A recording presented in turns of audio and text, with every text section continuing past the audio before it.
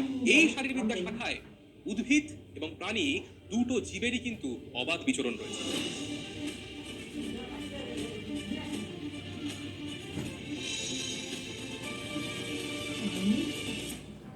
থাকছে উদ্ভিদ শারীরবিদ্যা এবং প্রাণী শারীরবিদ্যা। উদ্ভিদ শারীরবিদ্যার মধ্যে আমরা পড়তে চলেছি সালোক সংশ্লেষ, অর্থাৎ কিভাবে উদ্ভিদেরা তাদের দেহে খাদ্য তৈরি করতে পারে। রয়েছে বাষ্পমোচন, থাকছে উদ্ভিদ দেহে জল এবং খাদ্যের পরিবহনের ধারণা, সাথে উদ্ভিদ দেহের রেচন পদ্ধতি, থাকছে শ্বসন এবং শ্বাসকার্য। শুধু এখানেই শেষ নয়, উদ্ভিদের পুষ্টি সম্পর্কে ধারণাও কিন্তু থাকছে। পাশাপাশি প্রাণী শারীরবিদ্যার মধ্যে থাকছে একই রকম ভাবে প্রাণীদেহের শ্বসন এবং শ্বাসকার্য, থাকছে প্রাণীদের পুষ্টি পদ্ধতি, প্রাণীদেহে সংবহন, এবং সাথে জানবো অন্যান্য প্রাণী এবং আমাদের নিজেদের দেহের মধ্যে থাকা রেচন অঙ্গ সম্পর্কে। পরিবেশে প্রত্যেকটা প্রাণীদের এবং উদ্ভিদদের দেহ তৈরি হয় অসংখ্য ছোট ছোট কোষ দিয়ে। এখন এই কোষের মধ্যেই থাকে প্রোটোপ্লাজম, এবং তার মধ্যে বিভিন্ন ধরনের কোষাঙ্গাণুকে তুমি তো দেখতেই পাচ্ছ। একটা কোষের মধ্যে রাত দিন চলতে থাকে বিভিন্ন ধরনের রাসায়নিক বিক্রিয়া। অর্থাৎ খুব সহজভাবে বলতে গেলে একটা কোষ বেঁচে থাকবে, কাজ করবে, এবং সেটা বিভাজিত হয়ে নতুন কোষ তৈরি করবে। এটাই হলো সাধারণ নিয়ম। আর এই সবকিছুর জন্য দরকার পড়ে শক্তি, আর এই শক্তিকে কোষে আবদ্ধ করা এবং সেই শক্তিকে প্রয়োজন অনুযায়ী ব্যবহার করা, এই দুটো ঘটনাই চলতে থাকে একদম সমান্তরালে। কোষের মধ্যে ঘটে চলা এইরকম বিভিন্ন ধরনের বিক্রিয়াকে সামগ্রিকভাবে আমরা বলতে পারি বিপাক, ইংলিশে মেটাবলিজম। ধরন অনুযায়ী বিপাক দুই রকমের হতে পারে: গঠনমূলক বিপাক, যাকে বলা হয় উপচিতি বিপাক, ইংলিশে অ্যানাবলিজম, এবং ভাঙনমূলক বিপাক, যাকে বলা হয় অপচিতি বিপাক, ইংলিশে ক্যাটাবলিজম। যে সমস্ত বিপাক ক্রিয়ার ফলে কোষের মধ্যে কোনো পদার্থ সংশ্লেষিত হয়, যার দরুন জীবদেহের শুষ্ক ওজন বৃদ্ধি পায়, তাকেই বলা হয় উপচিতি বিপাক বা অ্যানাবলিজম। উদাহরণ হলো সালোক সংশ্লেষ। সালোক সংশ্লেষ পদ্ধতিতে উদ্ভিদ তার দেহের সবুজ অংশে খাদ্য তৈরি করতে পারে, যার জন্য উদ্ভিদে পুষ্টি সাধন হয় এবং তার সাথে উদ্ভিদের দেহের বৃদ্ধি ঘটে, উদ্ভিদ ছোট থেকে বড় হয়। অন্যদিকে যে সমস্ত বিপাক ক্রিয়ার ফলে কোষের মধ্যেকার কোনো পদার্থ ভেঙে গিয়ে জীবদেহের শুষ্ক ওজন হ্রাস পায়, তাকে বলা হয় অপচিতি বিপাক। যেমন শ্বসন। এক্ষেত্রে শ্বসন হলো এমন একটা পদ্ধতি যার মাধ্যমে প্রত্যেকটা কোষের মধ্যে থাকা খাবার থেকে শক্তি উৎপন্ন হয়, যা আমাদের এবং প্রত্যেকটা জীবেদের দৈনন্দিন কাজকর্ম করতে সাহায্য করে। ছোট থেকেই আমরা জেনে এসেছি যে উদ্ভিদ তার নিজের দেহে খাবার তৈরি করতে পারে, যে কারণে তাদেরকে স্বভোজী বলা হয়। খাবার তৈরি করে বলেই আমরা সমস্ত প্রাণীরা উদ্ভিদ থেকে খাবারকে সংগ্রহ করতে পারি, খাবার খেয়ে বেঁচে থাকতে পারি। আর উদ্ভিদের এই খাবার তৈরি করার পদ্ধতিকে আমরা জেনেছি সালোক সংশ্লেষ নামে।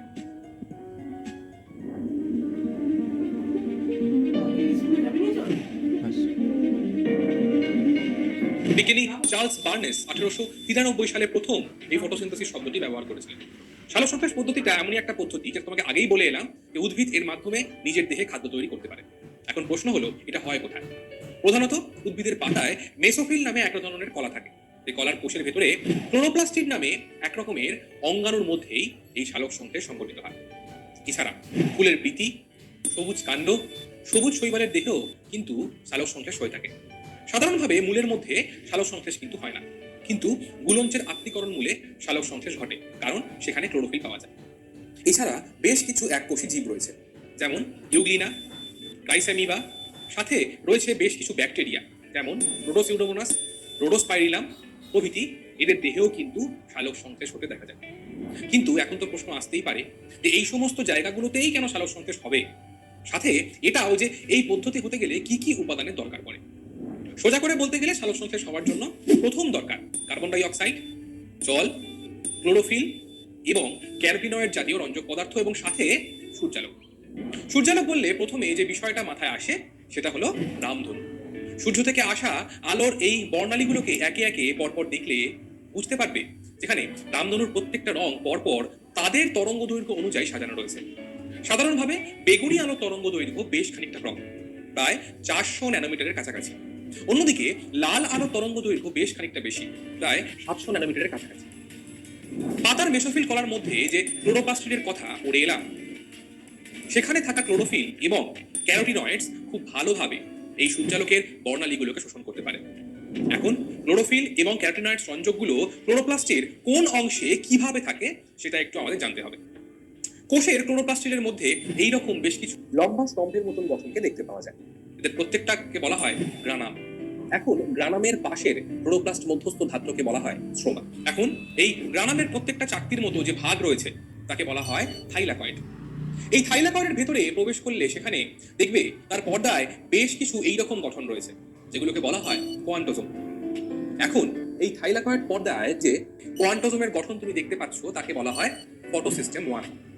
সূর্যালোকের 700 ন্যানোমিটার তরঙ্গ দৈর্ঘ্যের আলোক বর্ণালী এই ফটোসিস্টেম 1 খুব ভালোভাবে শোষণ করতে পারে।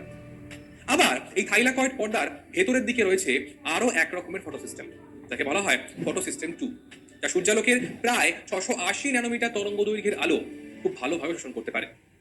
এই ফটোসিস্টেমের ভেতরেই রয়েছে ক্লোরোফিল রঞ্জক। এখন এই ক্লোরোফিল রঞ্জক প্রধানত 5 রকমের হতে পারে: chlorophyll A, chlorophyll B, chlorophyll C, chlorophyll D এবং ক্লোরোফিল ই। এক্ষেত্রে ক্লোরোফিল এ এবং ক্লোরোফিল বি সালোক সংশ্লেষে মুখ্য ভূমিকা পালন করে।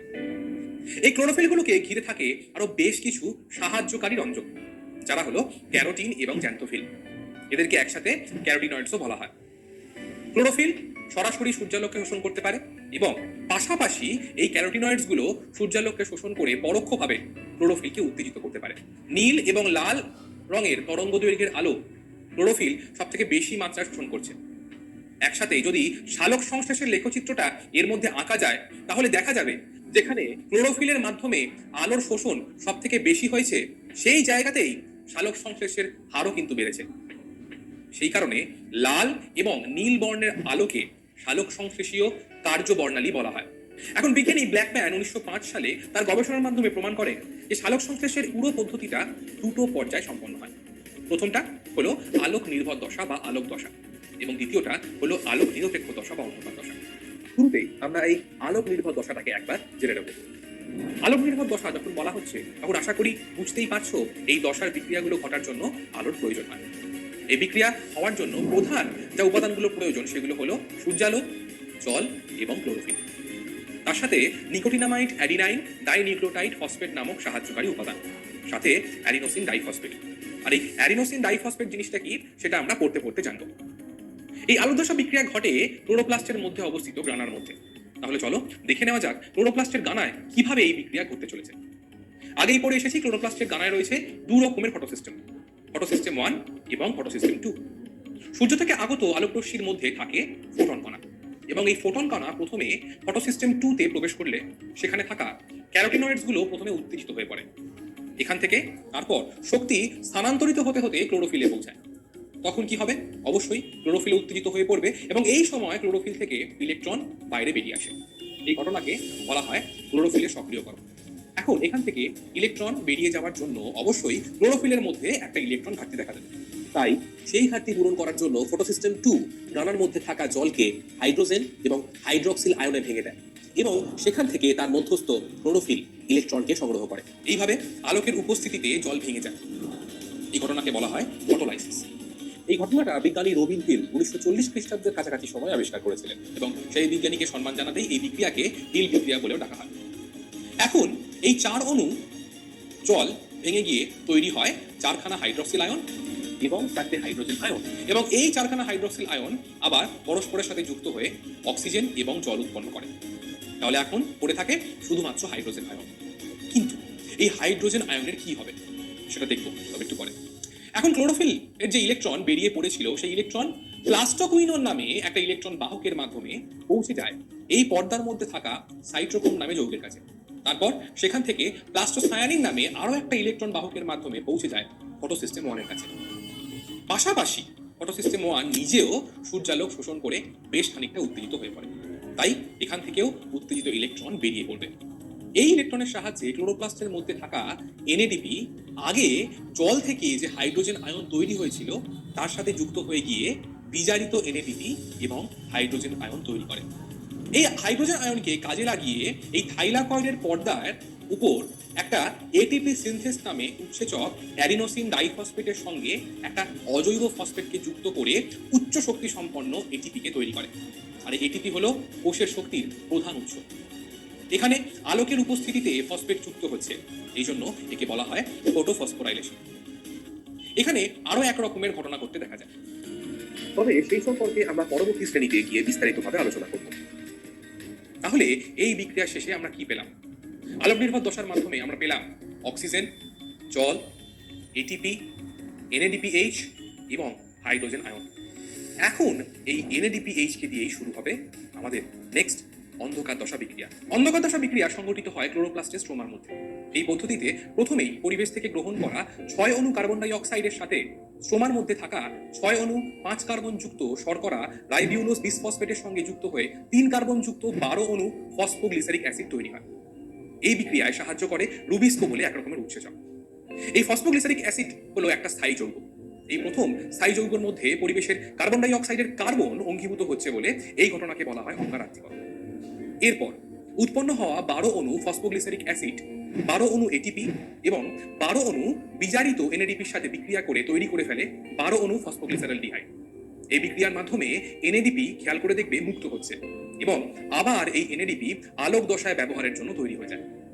এই 12 অণু ফসফোগ্লিসারলডিহাইডের মধ্যে 10 অণু ফসফোগ্লিসারলডিহাইড থেকে আবার বিভিন্ন রকম অন্তর্বর্তী যৌগ তৈরি হতে হতে 6 অণু রাইবিউলোজ বিসফসফেট তৈরি হয় এবং খেয়াল করে দেখো এই বিক্রিয়াটি কিন্তু চক্রাকারে চলতে থাকে এবং বাকি 2 অণু ফসফোগ্লিসারলডিহাইড থেকে তৈরি হয় 1 অণু 6 কার্বন যুক্ত ফ্রুক্টোজ ডাইফসফেট। সেখান থেকে তৈরি হয় 1 অণু 6 কার্বন যুক্ত ফ্রুক্টোজ 6 ফসফেট। সেখান থেকে আবার তৈরি হয়ে যায় 1 অণু 6 কার্বন যুক্ত যৌগ গ্লুকোজ 6 ফসফেট এবং অবশেষে এই গ্লুকোজ 6 ফসফেট থেকে তৈরি হয় 1 অণু 6 কার্বন যুক্ত যৌগ গ্লুকোজ।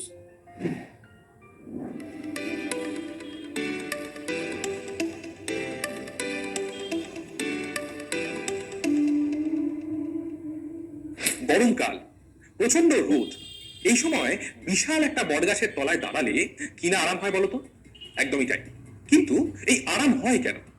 প্রথমত সূর্যের আলো গায়ে পড়ে না, আর পাশাপাশি গাছ তার দেহ থেকে অতিরিক্ত জল বাষ্পের আকারে পরিবেশে ত্যাগ করে দেয়। সেই জন্যই গরমকালে গাছের তলায় দাঁড়ালে এতটাই আরাম লাগে।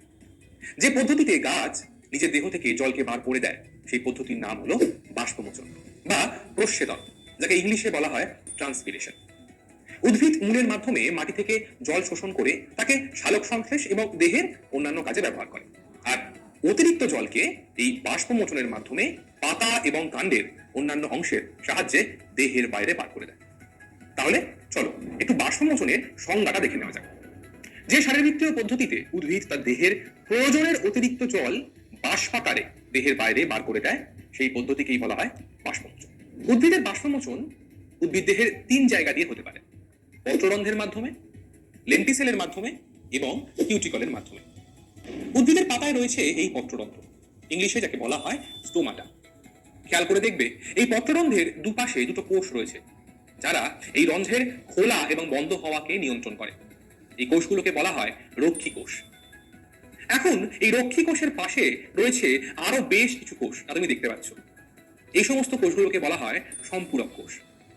আর এই পত্ররন্ধ্রের মাধ্যমে উদ্ভিদ দেহের প্রায় 90% বাষ্পমোচনটাই হয়ে থাকে। এবার এই পাতার উপর এবং নিচের তলে